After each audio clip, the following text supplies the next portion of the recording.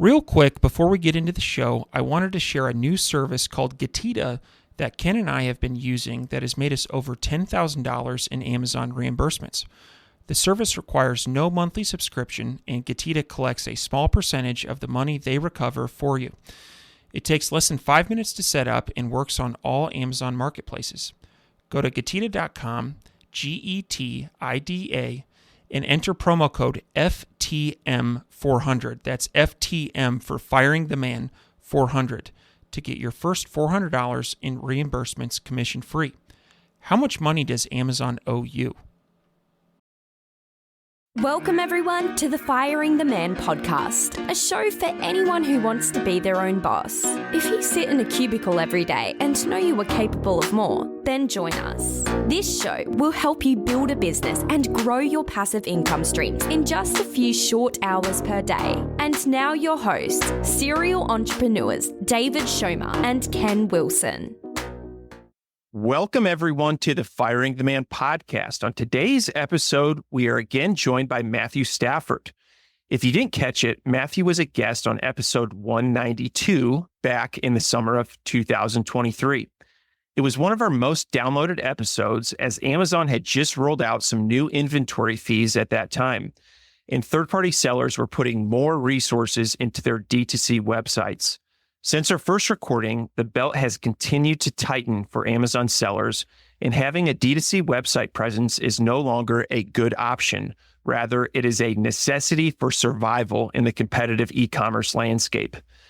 Matthew is known as the mad scientist behind the data and development of Build, Grow, Scale and their revenue optimization system. He is regarded as a top Shopify optimization expert and has extensive experience in e-commerce, having run his own companies for over 35 years. In this episode, we'll dive into the evolving landscape for third-party sellers, increased demand for Shopify optimization, and how Build, Grow, Scale leverages extensive revenue data to drive impactful results for their clients. Matthew, welcome to the show. I'm glad to be back. Absolutely. So, to start things off, can you share with our listeners a little bit about your background and what has changed since your last podcast appearance? So I would say, obviously, like you said in the intro, I've got about 35 years of business experience. A lot of that was back in the day, it was in the brick and mortar industry. I actually had a commercial concrete business. And I grew that up to about 25 employees, and we traveled all around the country. We're actually on the road about 200 days a year, and it was difficult. It was a hard life, and I kind of stumbled across this. It was actually a T-shirt site, and you could put up marketing ideas and then run ads to that and sell it. And so I kind of started playing with that at night. Even on the road. And I had some pretty good success in the first couple of months. I had made thousands and thousands of dollars, had a couple of hits. And I thought, wow, this is really, really amazing. I can actually create revenue without having to travel, without it being weather dependent, because we could be on the road and it could rain 3-4 days in a week. And we literally would be sitting in a hotel room racking up money and the whole 9 yards. And so I thought, wow, this is pretty intriguing. And I kind of set a goal to be online 100% within 5 years. And it actually happened almost to the month of, when I had set that goal. And I remember kicking myself, going, man, maybe I should have set that goal to be 3 years. But it's amazing how once you get something in your head, how you follow through, or things just happen to play out that way. Very nice. Very nice. Now, I love that story. I love your background in concrete and building a very successful concrete business. Now, at what point did you realize that, hey, this could be something? This could, there's something here. This is legitimate. Yeah. So, it's funny, and there's a little comic to this, and probably reveals a little bit about my sense of humor. One of the shirts, what I did is I got pretty good at running those ads, and I started learning how to get names off of Facebook by user IDs. And so what I did is I created a shirt that said Schmidt happens instead of the opposite. And then I targeted everybody whose last name was Schmidt. That's awesome. And when I launched that shirt, I literally launched it like at 5 or 6 p.m.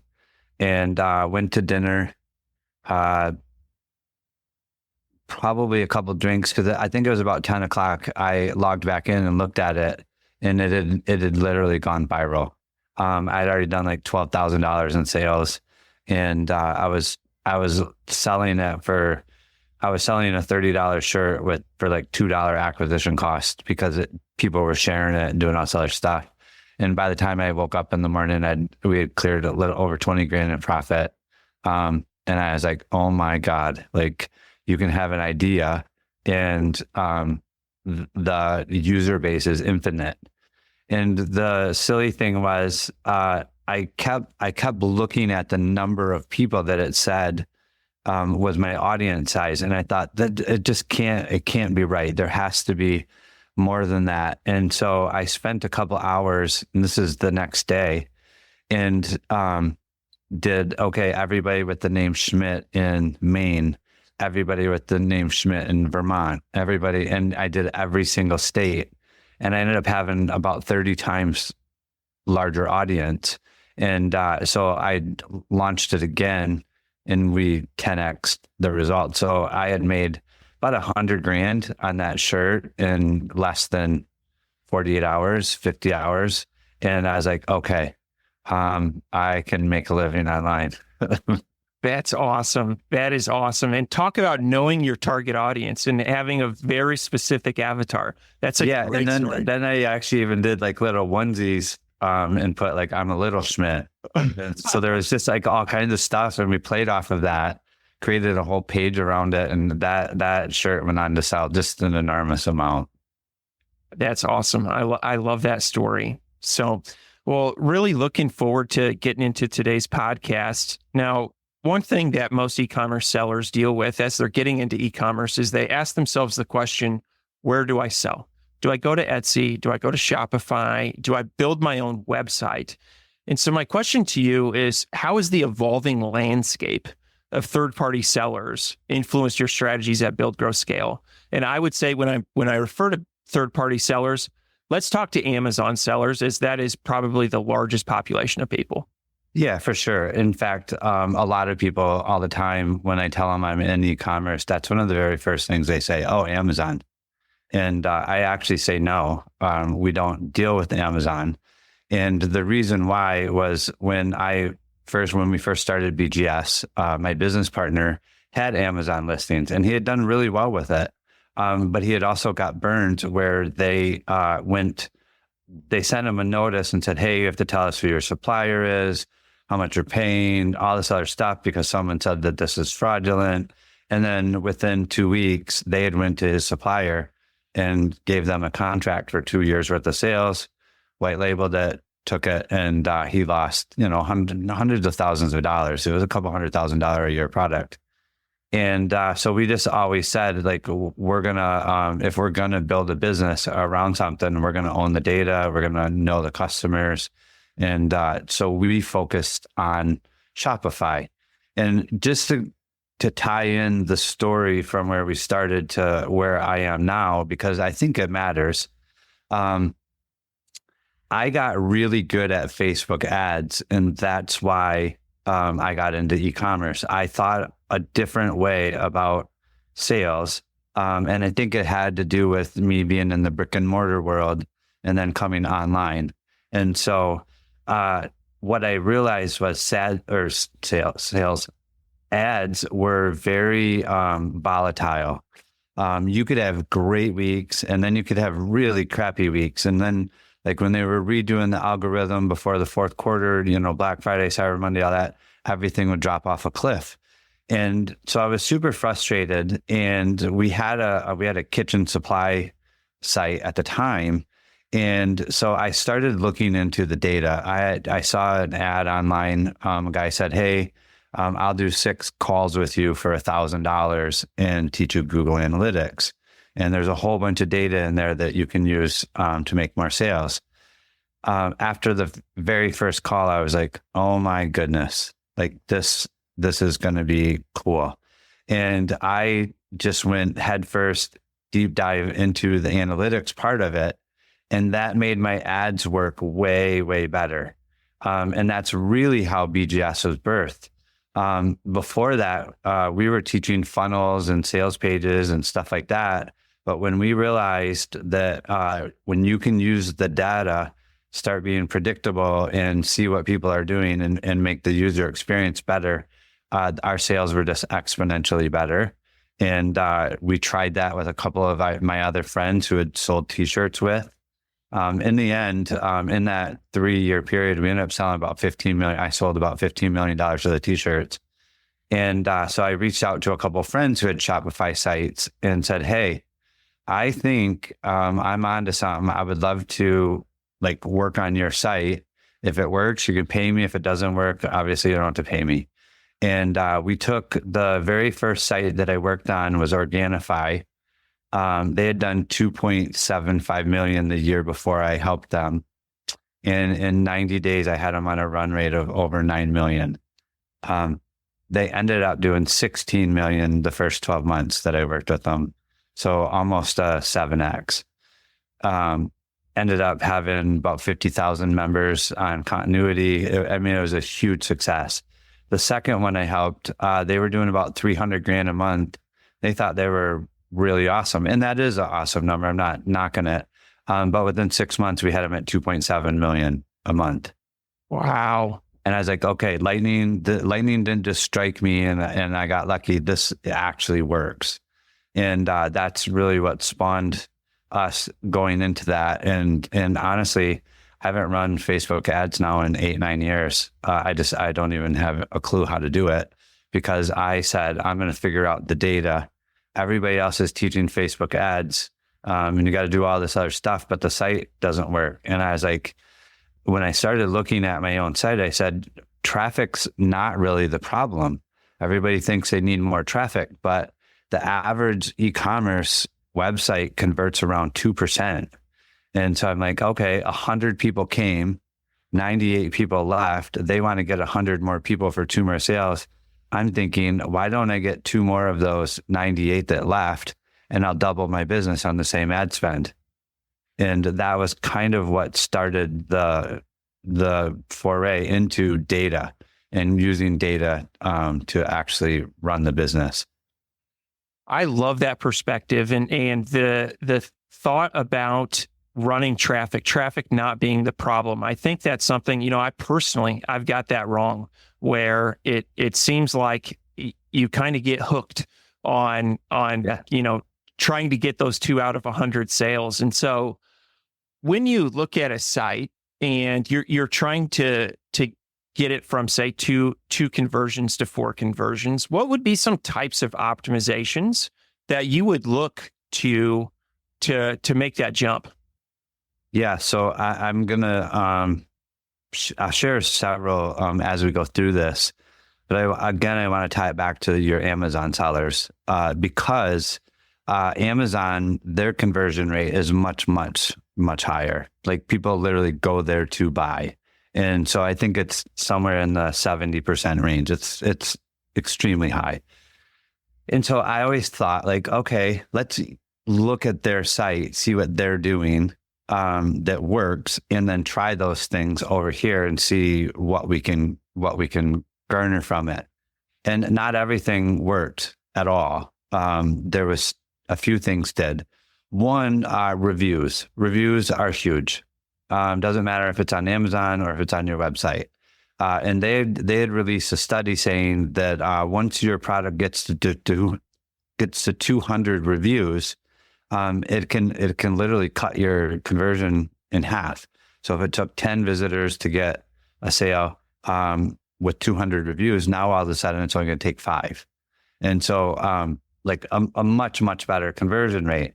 And so we started applying that to the website, making the reviews front and center. We actually even borrowed the credibility of the Amazon yellow because everyone knows that, and it's a psychological trigger of trust. And so we changed all the reviews on all of our sites to that Amazon yellow, made sure that if they didn't have 200, we took a combined site reviews and put the bigger number on every product until they started getting enough.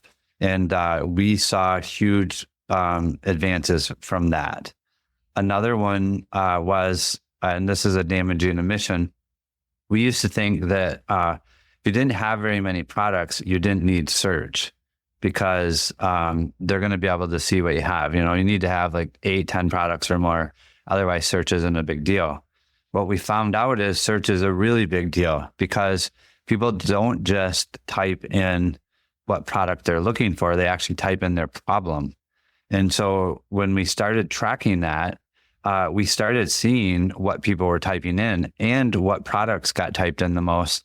And a good example was one of our clients, Cubcoats, and they don't mind if we tell the story.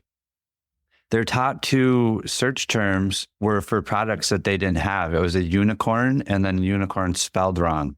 Well, they had all these products that are like a stuffed animal that you unzip it turns into a hoodie for a little kid. Well, all the kids wanted unicorns and they didn't know that. But when we tracked it in the search, we saw that. So they created a unicorn and then they released it on Amazon Prime Day and they did $500,000 in 24 hours. So we would have never known, had no idea if we weren't tracking what was happening in the search. The other thing that we've realized over time is in search on your e-commerce site, that traffic converts twice as high as your normal site traffic, and its value is almost 4 times the average visitor. And so, we have to try to determine why that is. And we think just if someone can find what they're looking for, easy navigation to it, they tend to buy more. And so that, again, we're like, okay, how do we make navigation easier? And that started, okay, the homepage is no longer meant to sell. Its only purpose is to build trust and then easy navigation to what we're looking for. And when we did that, conversions went up. And so I would say that's a really big one, reviews and search traffic. Very nice. Very nice. I love that you looked at Amazon as an example because they certainly have split tested it a lot. And those stars being social proof, I think that is one of the big differentiators between e-commerce and brick and mortar is you get to hear the opinions of people that bought that exact product and, you can see what they like, what they don't like. And so I really, really like that. And the search bar is another one that viewing that as a spot to get information from your customers. If it was brick and mortar, somebody would come in and say, do you have a unicorn hoodie? That's essentially the search bar, right? And framing it that way, I think is really, really interesting. So one of the things as I have prepped for this episode is, and my inner accountant loves this, is that you make data-driven decisions. You let data really guide the way. And with your pool of clients at Build, Grow, Scale, you have access to a ton of data. And so how does your team kind of collate that data? And then how are they making data-driven decisions that benefits the group of clients you serve? Yeah. So we actually call them revenue optimizers. We coined our own term because so many people use CRO. And the funny thing is when they would come to us, they would go, oh, I want to increase my conversion rate. I want to increase my conversion rate. And I'm like, well, we want to do that, of course. But there's good ways to do that and poor ways to do that. Like we can put all your products on sale and your conversion rate will go up, but you're going to do a bunch more work for not a lot more money. And so we look at the site very holistic, and the data that we're looking at is how do we get the user to take the next action? And so instead of looking at a whole site and going, okay, we want to make more sales, we broke it down even farther and said, if they land on the homepage, what is the best way to get them to go to a filter page? And if they land on the filter page, we know that if they use filters on the side, you can get as much as a 300 to 500% increase in conversions of the people that use the filters over the people that are scrolling. And so how do we get them to use the filters? Then on the product page, how do we get them to add to cart? And there's so many different elements in all of that. We just got very, very granular, and we've used all that data, hundreds and millions. I mean, we're probably close to $1 billion. I've stopped saying it after 400 million, because it's like, okay, if I say 400 million or 600 or 800 million, like nobody actually even translates what 400 million means. And so that's just an ego number at some point, but there's a lot of data. And so we've done that with every page and had lots and lots of split tests. And I'll actually share, just because, like you said, the inner accountant and the data, this is another damaging omission and a really, really eye-opening test for us. Like we used to test something on a page, and then when it would win, we would go look for something else to try to test and win. And that's logical. But one of our ROs said, not everybody goes through the page the same way. What if we put that winning element in another place on the page? And we tried it, and the page increased. And so we tried it in another spot, and the page increased again. And on the fourth try, it was kind of like a diminishing return.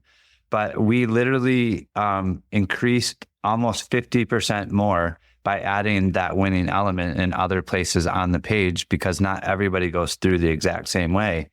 And so then it was amazing how much bigger our wins were when we learned, okay, success leaves clues. Let's try that in a couple different ways on a couple different pages. And many, many times we would get more and more lifts from doing that.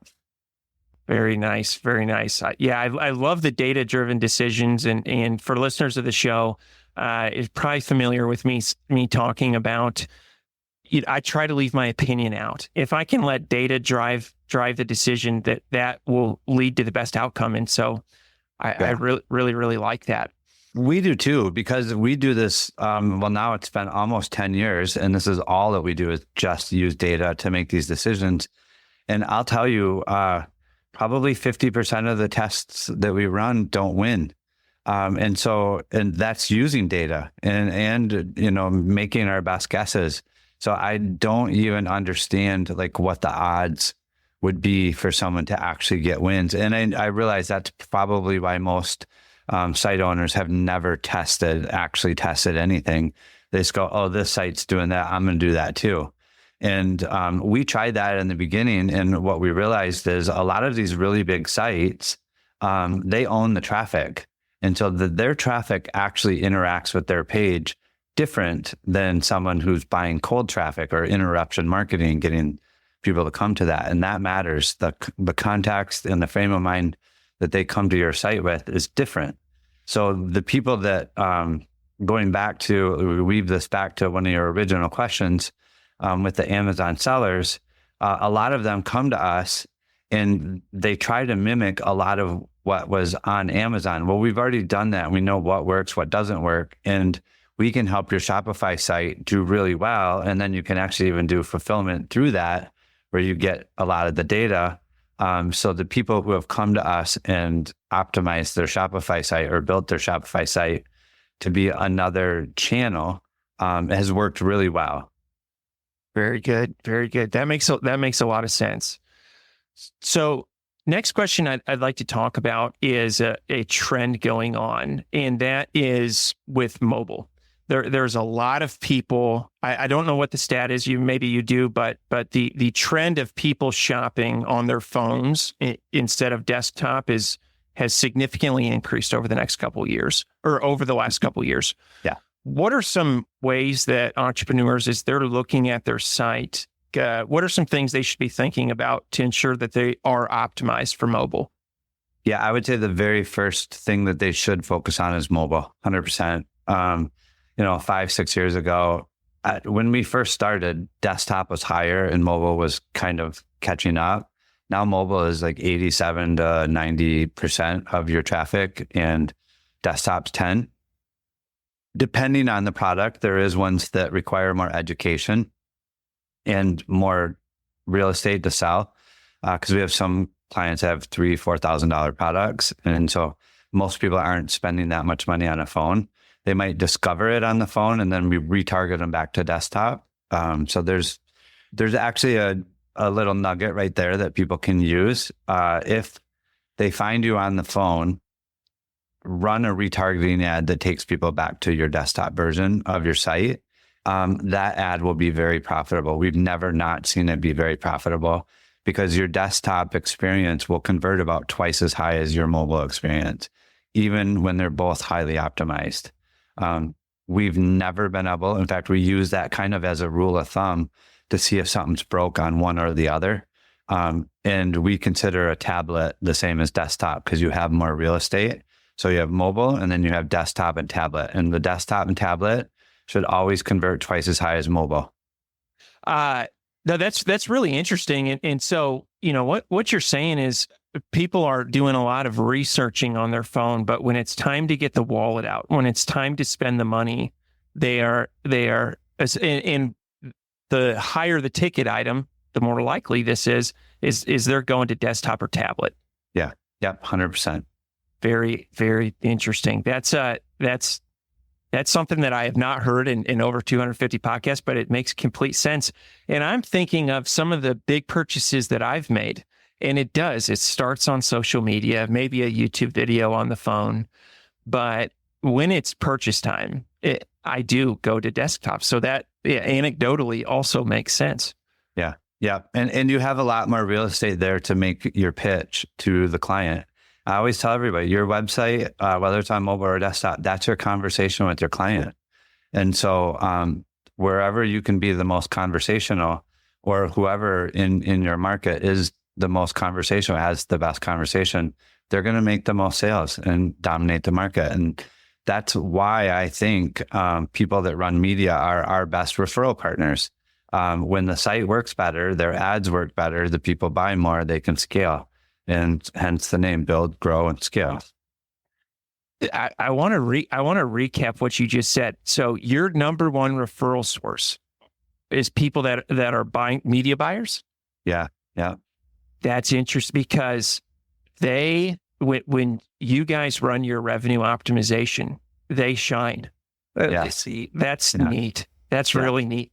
I think that's really neat. Prior to this interview, would have thought of you guys as kind of competitors, and knowing now that it's really the opposite is really, really interesting.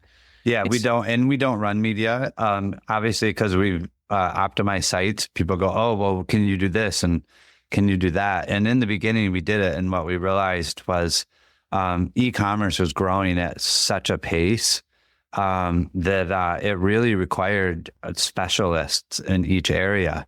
And for us to really be what we wanted to be world-class at optimization and the user experience on the website. And in order to do that, it just required focus. And so the more things that we said no to, the better we got, and the better referrals we got too. And so over time, we literally have said no to everything other than when someone lands on your website or your landing page or your sales funnel. From there until they give you money, that's our focus and that's our job. And we use psychological triggers. In fact, I would say that's probably one thing that differentiated us from the very beginning. Is I read a lot of books about that stuff, and I would read. I'll just give you an example of optimization. Everybody on the podcast can use this. It's very simple. It's the form field text. So the text that's in your form fields, 99 out of 100 websites says email, enter your email. Well, I was reading Robert Cialdini's book, and he was talking about people don't mind giving you information if you give them a reason why. And they used an example of cutting in line. You could ask someone if you could cut in line, and 80% of people say no. 20% of people will let you. But if you say, hey, do you mind if I cut in line? My kids are going to be late for school. That giving them a reason, even if it wasn't true or whatever, like they didn't have to check up on it. 80% of people now said yes and let them do that. I thought, oh, that's interesting. So we're asking for the email, and we were tracking form field errors, and they were always huge at email and phone number. And I think it just was people didn't trust, giving out their good information. And so we started testing form field language. And the one that we came on that made it was a 279% reduction in errors, like astronomical, was email required for order confirmation. Well, the order confirmation email is opened 85% of the time. It's the number one most opened email in e-commerce. People they look at their order confirmation, make sure everything's right. So when we said email required for order confirmation, we stopped getting errors, like literally almost 300% less errors. The other thing that we realized is our abandoned cart revenue went way up. Well, why was that? Because now we had their very best email, and we were actually, they were seeing those emails instead of it going to some off-brand email. And so then, and this is still before SMS was huge. Now SMS is the number one way to, it's the number one largest revenue source for recovery. So under phone, we put phone required for shipping notification. Everybody wants to know when your product ships. And so by doing that, we've had as much as a 17% lift on checkouts for digital products on a site that was doing $60 million a year. So that we've never ever implemented that and not seen it give them a lift. And so everybody can do that. Just put in there required for order confirmation, required for shipping notification. And that's all you have to change, and you'll make more sales, more money. I love that. And at the beginning of the podcast, we were talking about, going from 2 out of 100 to 4 out of 100. And as you walk through these examples, adding the reviews, adding the search bar, adding that type of language, Can I cut in line? My kids are late to school. That equivalent on a website is you can see how you can make that jump from 2 to 4, and how your traffic, becomes much more valuable. And so I love that. I'll give you one more just because your audience is Amazon driven. And I got this from Jay Abraham. He actually talked about using the language that your customers use. And a lot of times when you're building your website, you don't have all those reviews. You don't have the language that they use a lot of times. And so what he did is he said, go over to Amazon, find your competitors or similar products, and read all of their reviews. Use those reviews as how to make your product descriptions. And so we started doing that, and we started using the review language from competitor products on Amazon, where they'd have 1,000 reviews. We'd read 200 of them and then literally create our product description off of what people loved. And they loved it so much that they went back and left a review. We used that to do our product descriptions on our Shopify site. And again, we saw, a significant increase. And that the ability to do that's free. If you want to go read competitor reviews, that's free. And use your customer's language, use your client's language. They will resonate. It will just feel better to them, and they don't even know why. That's interesting. You read a lot of 1-star reviews that say the eggs stick to this pan. And now when you're on your website, you're going to highlight the non-stick. Your eggs won't stick to this pan. I really like that. Another really, really counterintuitive thought that we've realized and done a lot of data on is 1 and 2 star reviews do not actually hurt your sales. In fact, 2 stars and less are the most clicked on reviews, and they are also the highest converting spot on your website. That's really interesting. That is really. The only time that you see that is when the person has responded to it and taken care of the problem. When they don't take care of the problem, you don't get a lift. So people, and I put a lot of thought into this. Why is that true? People do not expect you to be perfect. What they do expect you to do is when you have a problem, you take care of it. So when you push the ones that are less than perfect, they go, oh, these guys are truthful. And now I can see how they take care of their problems. I trust them. The people that only have 5-star reviews and no poor ones, people are like, oh, they're lying. Yeah. So automatically there's an inherent, I don't know if I'm going to get a good thing. I don't know if it's true or not. But the people that are willing to share the stuff that's not perfect, like early on in the podcast, I said, this is a damaging admission. We're awesome at optimizing a website. We would jump from optimization to optimization to option. But when we realized that like success leaves clues, and we would put that in another spot on the page, and you go, oh, okay, well, they actually learned something and got better at it, and they shared how they didn't do good. People, they will like that more and trust you more and want to do business with you.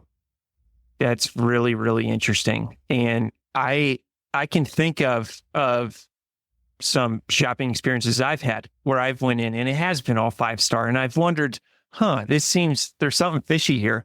And so that's really, really interesting. So last question before we get into the fire round, talk about build, grow, scale. What type of clients do you serve? And a follow-on question I have is, as I was prepping for this podcast, I had listened to another podcast that you were on, and someone had mentioned that you tend to turn down more candidates for coming into build, grow, scale as clients than you accept. And so can you talk about that a little bit more? Yeah.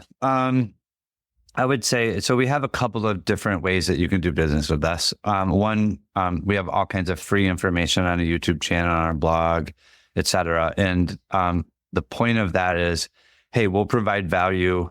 When your site starts doing better, then you can choose to do business with us if you want to. And if not, awesome. Like you got some value from us, you'll tell other people. And so that's one way. Another way is we have people that they can engage with us where we put the entire team on the site, do all their optimizations, their dev work, et cetera. And so we have a couple of programs where you can work with us for 8 weeks. We have a membership that you can join where we teach all the time and actually interact with the members on a weekly basis. There's 3 different calls per week. So you can join the membership. That's like $67 a month. And then there's also when you're doing about $250,000 a month or more in revenue, that's when we have what's called an amplified partnership, where we would actually do all your split testing, your Google Analytics, and take care of everything on the website so that you can focus on traffic, sourcing, customer service. And those are the examples that I gave you early on, where we took Organifi from 2.75 million to 9 and then to 16 within a year. And then the 300,000 to 2.7 million. Those are examples of different ones that we've done. Outstanding. That's good to hear. And it's good to hear that there's different ways to engage with build, grow, scale. That the learning component that you had talked about is, I think, great for people just getting started. And some of the stories that you've told today and the work that you've done with your amplified clients, again, my inner accountant's flaring up here, but the return on investment, as an entrepreneur, that's what you want. You're seeking return on investment. My dollars are soldiers. I'm sending them out into the world, and I want them to come back with more soldiers. And what you're saying about us turning down some too, we've gotten to the point now, and we've been out there and we've done this long enough that we can be a little bit picky. Like, I love coming to work. I love doing what we do. But there's been times that we said yes to certain clients that we just didn't really enjoy working for, or we used the data and said, hey, this is what's going to make the most sales. And like, that's not on brand, or that's not this, or whatever. And for us, like, we want to win, and we get paid based off of winning. And so if you're not going to use the data to do that, it's really difficult for us to feel like we're going to win, or to actually want to come to work. And have to fight through that. And so, I think that we've gotten much better at who we say yes to and who we say no to and who we refer to other people, just for that simple fact of, we want you to love working with us and we want to love working with you. That's where we get the best results. And that's just how we run the business. Very nice. Very nice. Now, if people are interested in working with Build, Grow, Scale, what would be the best way? Go right to our website at buildgrowscale.com and contact us. And there's a form that you can fill out. There's a couple different ones for different levels of engagement. That's super easy. Or you could actually email me to matt@buildgrowscale.com, and I respond to those emails. Very nice. We'll post links to all that in the show notes. Now, prior to hitting record on the podcast, you had mentioned a really sweet offer for four Firing the Man listeners. So can you talk about that? Yeah. So we have an offer that's normally $1,500. It's called the audit, and it's where we'll go through your entire site and we'll break down, the use of the homepage, the filter page, the product page, cart, and then literally show you the things that we think, or ask questions about the things that we think are unclear. And it's really, really eye-opening for people. Easy to ROI on. It takes us about 24 hours to turn around one. And we normally charge $1,500 for your guests. We would do that for $500. Outstanding. Well, Matthew, we really appreciate that offer. And Firing the Man listeners, this is going to be a podcast I'm going to re-listen to. There's a lot of nuggets here of great information. And Matthew, this has been an outstanding podcast. Now, before we end the show, there is 4 questions we ask all of our guests. It's called the Fire Round. Are you ready? Sure. I don't remember these, but yeah, let's go. All right. Sounds good. So first question, what is your favorite book? Boy, that's difficult because I like a few. I will tell you, and I think you and I have talked about maybe, doing another podcast around this. Over the last 4 or 5 years, I've been on a deep spiritual journey. And so I will tell you, there's 2 books that I really, really like that were very, very eye-opening for me. One was called Letting Go. And the other one is called Dark Side of the Light Chasers, which is a really weird name. But essentially what it is learning how to accept all parts of yourself as, who you are. And so, those 2 books, I would say, made a huge difference. One, in just how I show up in life. And the funny thing is that really actually affects how we do business too. And so a lot of times people will be like, oh no, I want the tactics. I want the this or that. And believe it or not, the more work that we do on the 6 inches between our ears affects our business a lot more than the tactics do. Absolutely. And there is going to be a second part to this podcast, and we're going to dive deep into that. So listeners, stay tuned. Second Fire Round question. What are your hobbies? What are my hobbies? I love cycling. I've done that for quite a while. I ended up doing quite a few triathlons, did the half Ironman twice. I love exercise. I think that, one, taking care of our body gives us a better quality of life because that's how we experience everything. So I'd say exercise, cycling, and I like to play tennis. Very nice. Very nice. What is one thing you do not miss about working for the man?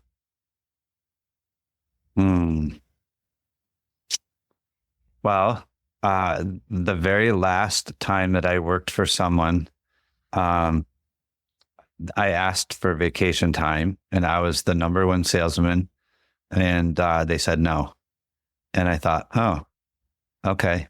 And I literally, about an hour and a half later, about 90 minutes later, I went in and gave them my 2 weeks notice. And they're like, what do you mean? And I'm like, I just realized I'm not going to show up and be your number one employee. And when I need something that you're not willing to provide that for me. So just that I want to be able to control my own destiny. Very nice. And final question, What do you think sets apart successful entrepreneurs from those who give up, fail, or never get started? Well, I will tell you another thing that I've learned, and it's changed my success trajectory, is I used to think I was really smart and a hard worker. And I had a really, really intelligent person say, what if you weren't smart? What does that do for you? And I was like, oh, wow, that gives you a lot more open-mindedness, open possibilities for other areas that you could do better in. And so I would say, go into things with the child's eyes, be curious instead of thinking that you know the answer. Very nice. I really like that answer. Matthew, this has been an outstanding podcast. I want to thank you for your time today. If people are interested in getting in touch with you, what's the best way? Matt at buildgrowscale.com works. All right. Sounds good. Well, thank you everyone for tuning in to the Firing the Man podcast, and we'll see you next week. Before you go, we wanted to share a new service that Ken and I have been using called Getita that has made us over $10,000 in Amazon reimbursements. The service requires no monthly subscription, and Getita collects a small percentage of the money they recover for you. It takes less than 5 minutes to set up and works on all Amazon marketplaces. Go to Getita.com, Getida.com, and enter promo code FTM400. That's FTM for Firing the Man 400 to get your first $400 in reimbursements commission free. How much money does Amazon owe you?